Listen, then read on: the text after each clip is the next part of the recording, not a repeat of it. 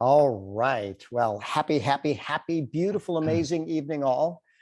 You know what? Eric Worre did not have accelerated training this week. I'm not even sure he's going to have it next week because this week is Most Powerful Women. So you definitely want to get your tickets for that. I don't know if next week's Memorial Day or something like that either, but I know that we're not having a few of them. So I thought, well, I like consistency, and it gives me a reason to study, prepare, be ready, find out some interesting things. So my most recent audio book is this one, The Art of Impossible. And for me, it's absolutely right up my alley. I think it's probably the fourth or fifth book by Kotler that I've listened to. He's a super high performance human studier, advocate, just wants to figure out how people take things to a brand new level.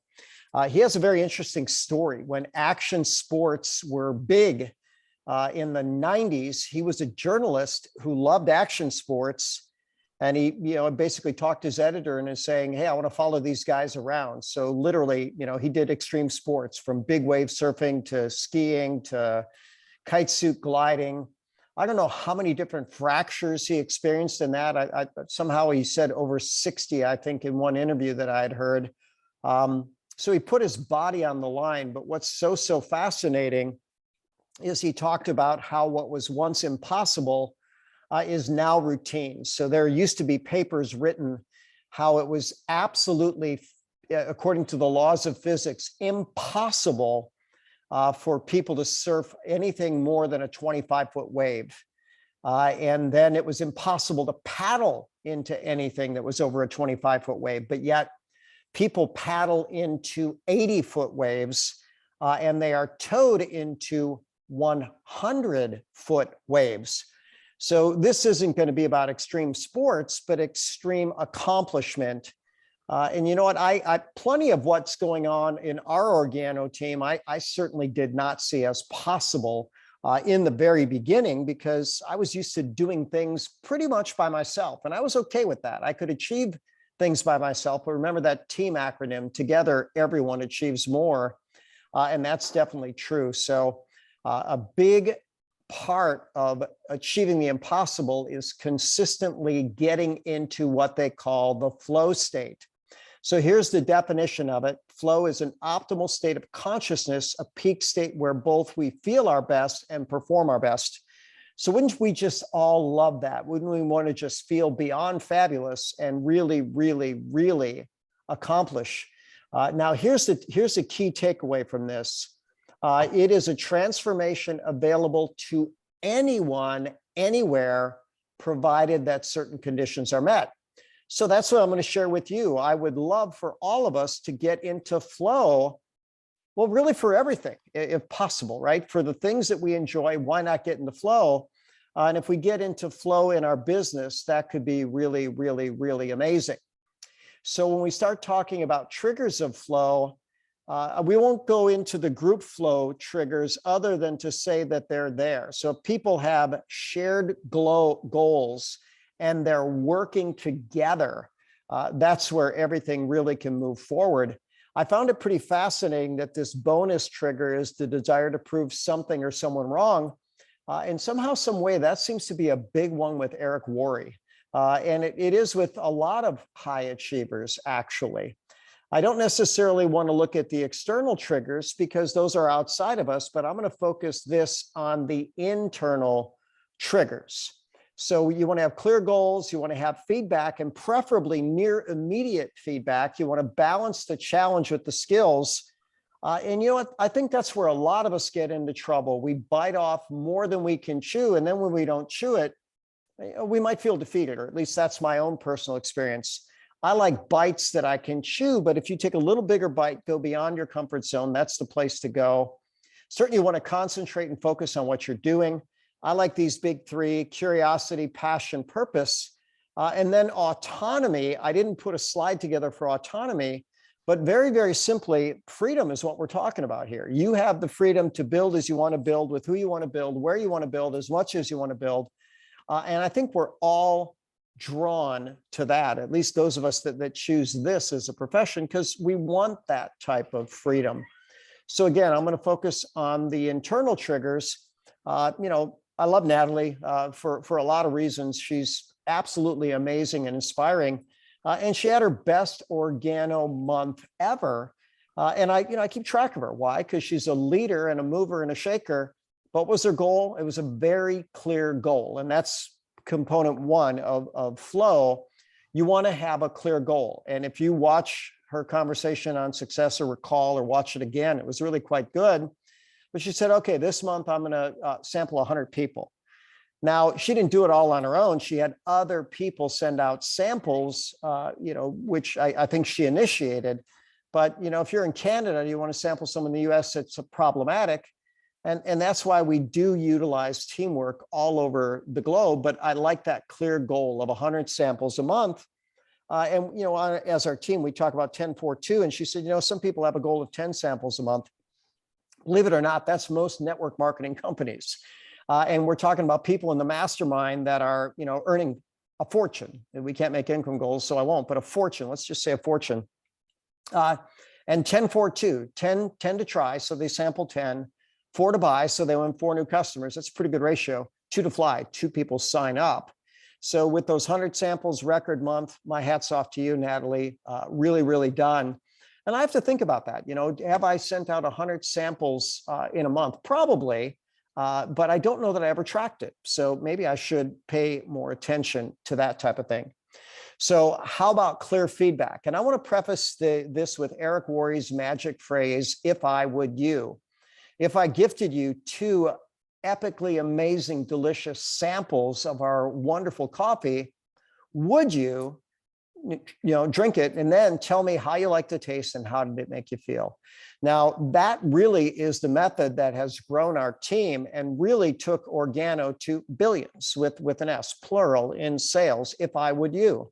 If I gave you samples, would you try them? Would you give me some feedback?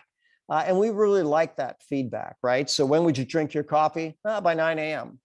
Cool. Would you be done by 9:15? Sure. If I call you at 9:15, will you tell me, how does it taste? How does it make you feel? When I follow those steps, and I don't always, so my bad, but when I get that time commitment and then I message them right back at that time, that's when I get the absolute best feedback. I'm good with follow-up, but that makes follow-up perfect. Pick a time, message them, hey, it's Bob, or call them. It's Bob calling as promised. How'd you like the taste? How'd it make you feel? Those 2 things. And this is an old picture. Jacob and Kelly and I, when we went diamond, and so this all started because Jacob said, Dad, he used the if I can create a way to sell the products in the office and you won't have to do anything, would you let me? And that was after I dotted the I's and crossed the T's and said, okay, USDA certified organic, Ganoderma, GMP processing facility. This is the real deal. Okay, Jacob, but keep in mind, I got a lot to do. I don't need anything extra to do. And I will never, and you can take that to the bank, I will never do the business. Right? So Claudia, you're unmuted, but the laughter is welcome, right? Because you know what? I told him he could take that to the bank. So sorry, I love that. Isn't that awesome? Yeah, it really is, right? By the way, I'm wearing my my OG 102 Star Achiever sweatshirt. I don't know if you've been in the company that long, but we never missed the Star Achiever deal. And what a nice deal, right? So that was a nice if I would you. Now we're going to the challenge to skill ratio. If you take on something that's too difficult for you, anxiety, frustration, fear of failure, these are natural outcomes when you take on something too much for you. Well, what if it's not enough? Then you're bored, then you lose interest, it becomes too routine. So find a way to spice it up, challenge and skill. And is prospecting for some always exciting? Well, I'm going to encourage you to try to make it exciting. Find a way, make it a challenge on yourself to find a way to connect with the person and add value. And that's really my goal this year. And I can tell you right now, it's paying off exponentially. I've had more focus this year on adding value in every interaction.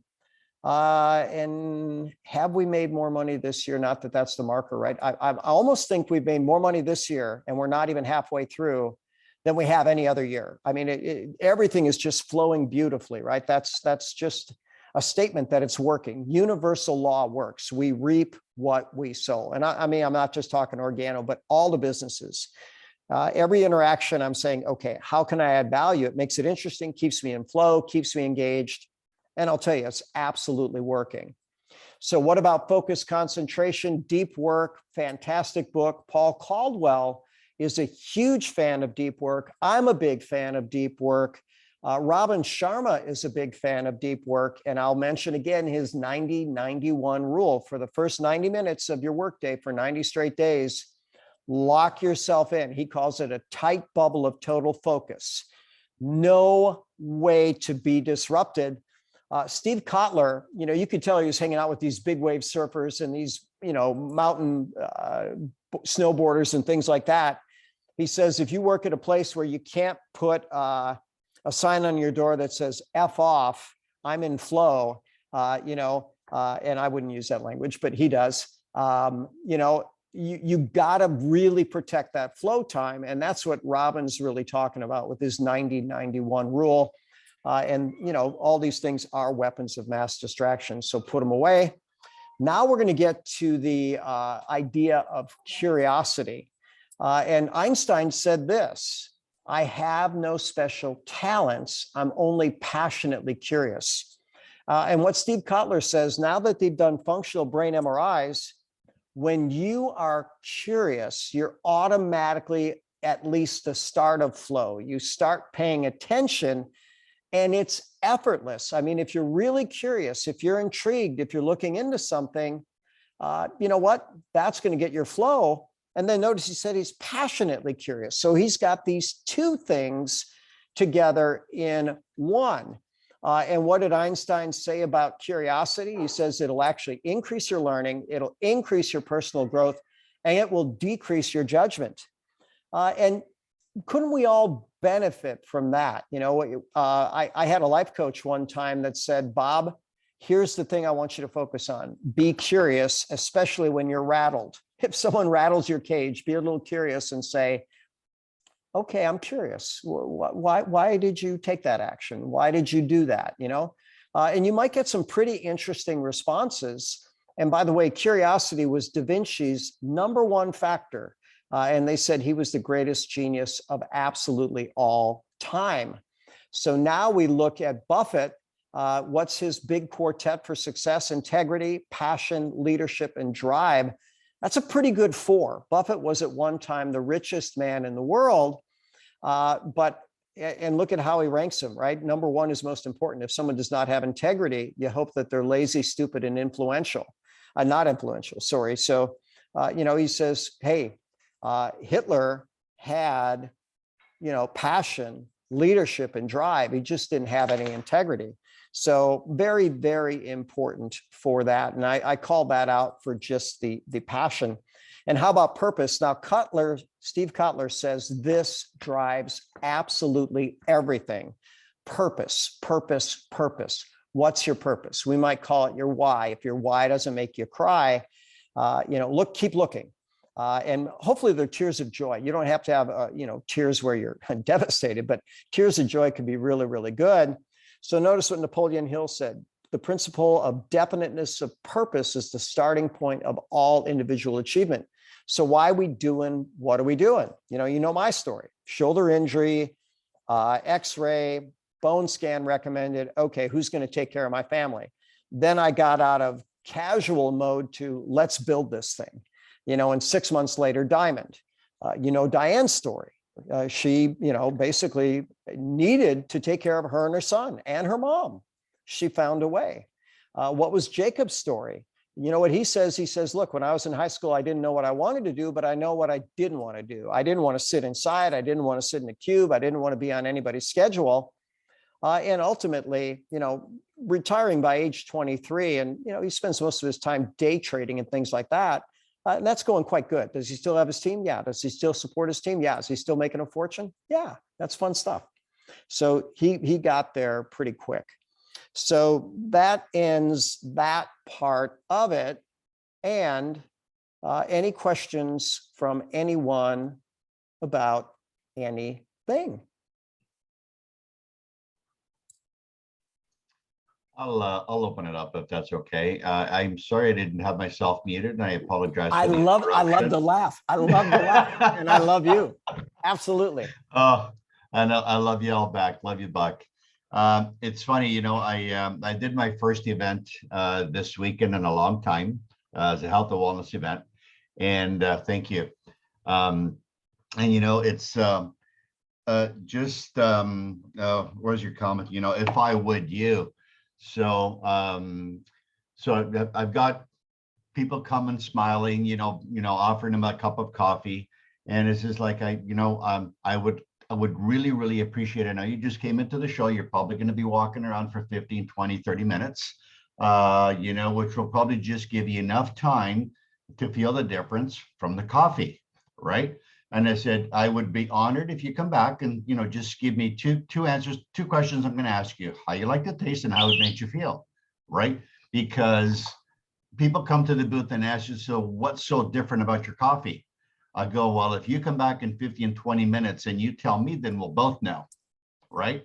So that alone left to them coming back, left them curious, right? Which we just touched about.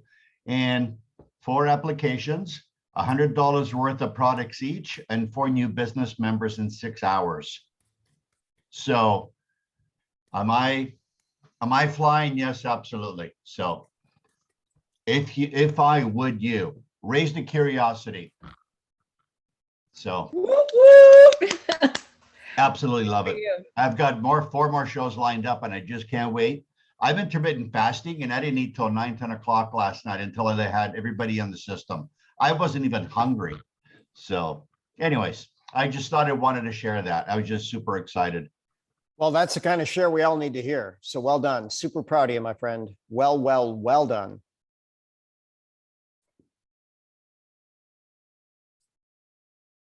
You're muted. I loved your reminder about curiosity. That's one thing that in the John C. Maxwell program with coaching, they talked about curiosity versus judgment, and very much, I love that reminder again, because it keeps us learning and growing and trying new things. And I think Claudia was a perfect example of that, but that really inspired me. Oh, by the way, when I was thinking about how did Emily build such an empire, she created curiosity. Hey, you all might have saw me fat and sick and jaundiced a couple months ago, but look at me now. And then she smiles and she's got this beautiful face and vibrant skin. You know how I did it? It's what's in this cup. Message me if you want to know. 700 signups and growing. Rock solid diamond organization. Pretty cool. Pretty cool. Pretty amazing. Create curiosity. All right, that'll wrap this one up then. MPW this weekend. So tomorrow is Tony Robbins. And I might do something similar tomorrow, very, very briefly. We're not really planning on an Ask the Doctor because it'll be on Tony, but since it's my time slot, I'm probably going to break away for just 5 minutes and give 3 Tony tips and jump back. And they'll probably be health related, because Tony will tell you if there's one thing that's going to really be a factor in your success, it's your personal energy.